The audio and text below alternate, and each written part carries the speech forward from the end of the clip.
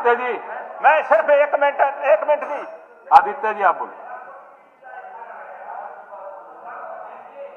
बहुत बहुत धन्यवाद डिप्टी स्पीकर साहब। आज आपने मुझे राज्यपाल जी के अभिभाषण पर समय देने का, आप जिस प्रकार से ये कह रहे हैं कि लंगर पे कोई जीएसटी नहीं है जी, नीतियों के आने वाले समय की दिशा दिखाता है, लेकिन इस बार अभिभाषण की जमीन की सच्चाई कम और केवल बड़ी बड़ी बातें ज्यादा दिखाई दी। जनता जिन असली मुद्दों से जूझ रही है उन पर गंभीरता और स्पष्टता दोनों की कमी रही। हरियाणा किसान प्रदेश है। चौधरी देवीलाल जी ने हमेशा किसान को और हरियाणा को मजबूत करने का काम किया, लेकिन आज किसान कर्जे में दबा हुआ है। फसल के सही दाम नहीं मिल रहे। सरकार 22 फसलों की एमएसपी को लेकर वाहवाही लूटने का काम कर रही है। वे अपने वादे से पीछे हटकर उसी एमएसपी को भावांतर फसल योजना में बदलने पर लगी हुई है। सरकार, बहुत हैरानगी की बात है कि 2023 से 2025 तक बीमा कंपनियों द्वारा किसानों से लगभग 2875 करोड़ रुपए प्रीमियम लिए गए, लेकिन फसल खराबे के नाम पर 800 करोड़ किसानों को वापस दिए गए।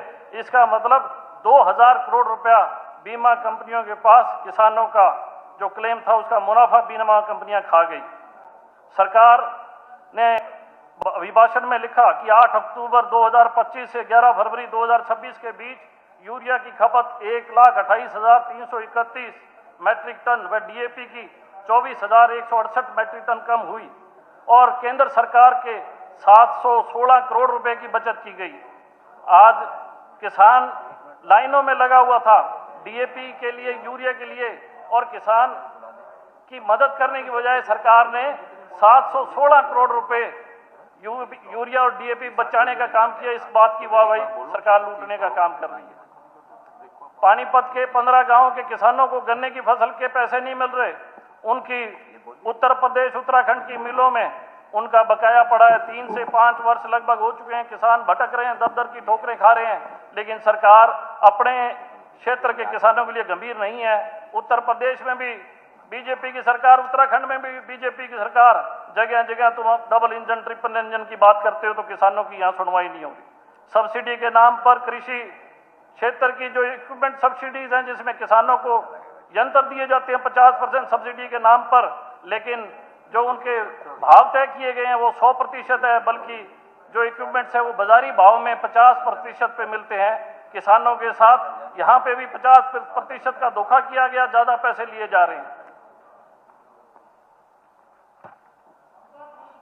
स्कीम फॉर राष्ट्रीय कृषि योजना, जो कि जिसके तहत 200 करोड़ का बजट तय किया गया था, कुल खर्चा वहां पे केवल 58 करोड़ रुपए लगाया गया। 141 करोड़ रुपए हमारा लैप्स हो गया।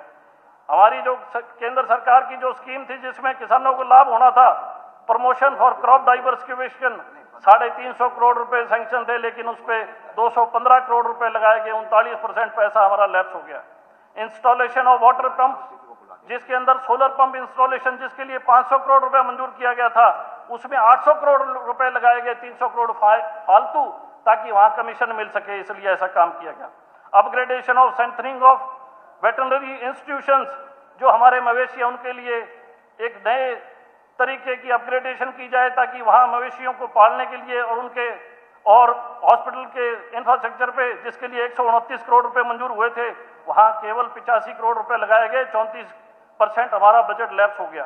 प्रधानमंत्री फसल बीमा योजना, 650 करोड़ रुपए जिसके लिए प्रोविजन रखा गया, खर्च किए 247 करोड़, 62 करोड़ रुपए। इसी बात से अंदाजा लगाया जा सकता है कि सरकार किसानों के प्रति कितनी गंभीर है। Scheme for technology mission of sugar cane, जिसके लिए 336 करोड़ रुपए मंजूर प्रोविजन था और खर्च किए गए 196 करोड़, 42 करोड़ रुपए, 42% उसका बजट लैप्स हो गया। Scheme submission for agriculture mechanisation, जिसके लिए 200 करोड़ प्रोविजन था, 164 करोड़ रुपए लगे, 18% पैसा हमारा लैप्स हो गया। इंप्रूवमेंट ऑफ प्रधानमंत्री कृषि सिंचाई योजना, 509 करोड़, खर्च किए 108 करोड़, 64 करोड़ रुपए लैप्स हो गए। Setting of power of generation ethanol plant corporation, जिसके लिए 300 करोड़ रुपए का प्रावधान था, एक पैसा नहीं लगा। ये हमारा पराली से संबंधित था, जो शुगर केन्स की वेस्ट मैनेजमेंट से संबंधित था, लेकिन कोई काम नहीं हुआ।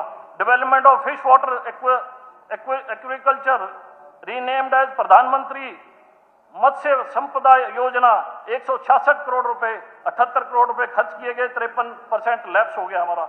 Mobilisation of resources, expansion of micro irrigation, जिसके लिए 250 करोड़ खर्च किए, 200 करोड़ 50 करोड़ लैप्स। इसी बात से हम अंदाजा लगा सकते हैं कि किसानों को लेकर और खेती को लेकर सरकार, केंद्र सरकार और हरियाणा सरकार कितनी गंभीर है। आड़तिये परेशान है, अनाज मंडी की आड़तिये परेशान है, उन्हें तंग किया जा रहा है, दामी नहीं दी जा रही 2-2 साल की, और किसान और व्यापारी का नाता तोड़ दिया गया।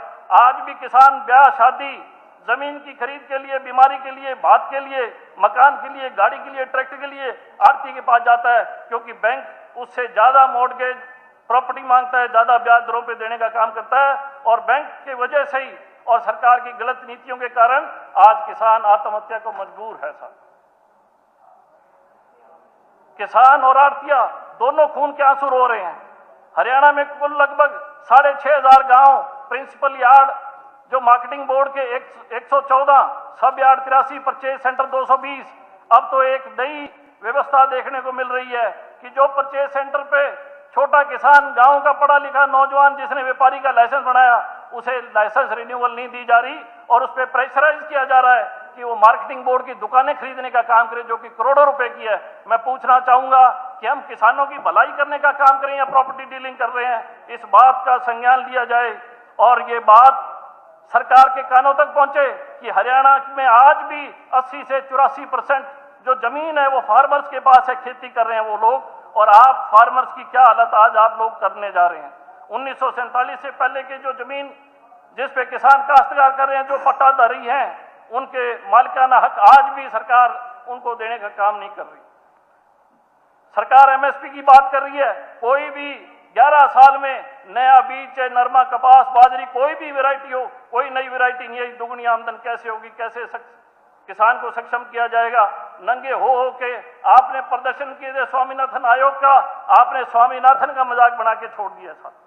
सिंचाई पे किसान को पानी की जरूरत है, किसान मजबूत तभी होगा जब नहरों में पानी होगा, टेलों में पानी नहीं पहुंचता। 60% ब्लॉक आज डार्क जोन में है, और सरकार के नुमाइंदे वाहवाही लूट रहे हैं कि हमने सोलर और इलेक्ट्रिक ट्यूबवेल देने का काम किया, 3,83,000 किसानों को ट्यूबवेल देने का काम किया। मैं हाउस को बताना चाहूंगा, हर किसान से 10,000 रुपए उन्होंने करप्शन के नाम पे लेने का काम किया, और किसान आज लूट रहा है 383 करोड़ रुपए किसानों के लिए। हरियाणा सिख गुरुद्वारा प्रबंधन कमेटी बनाई गई, लेकिन उसके ऊपर कमीशन बिठा दिया गया, और आज किसान जो प्रबंधक कमेटी के सदस्य है, कोई फाइनेंशियल पावर्स नहीं है। गुरुद्वारों पे भी सरकार ने कब्जा करने का काम किया है। गरीबी हटी नहीं कांग्रेस का नारा था, लेकिन बीजेपी सरकार गरीबों को मिटाना चाहती है। हर गांव में मकान का हक देने के बजाय उन्हें 5-5 हजार रुपए हर गांव के व्यक्ति से, हर मकान मालिक से लेने का काम कर रहे हैं। 25 लाख रुपए एक गांव से इकट्ठे कर रहे हैं। 1550 करोड़ रुपया जो 2 नंबर का आज लोगों से, गरीबों से इकट्ठा किया जा रहा है मालिकाना हक के नाम पे।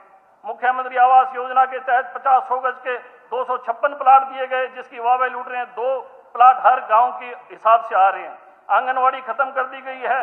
इलेक्शन से पहले जो कार्ड बनाए गए थे, आज 7 लाख कार्ड दिए गए हैं।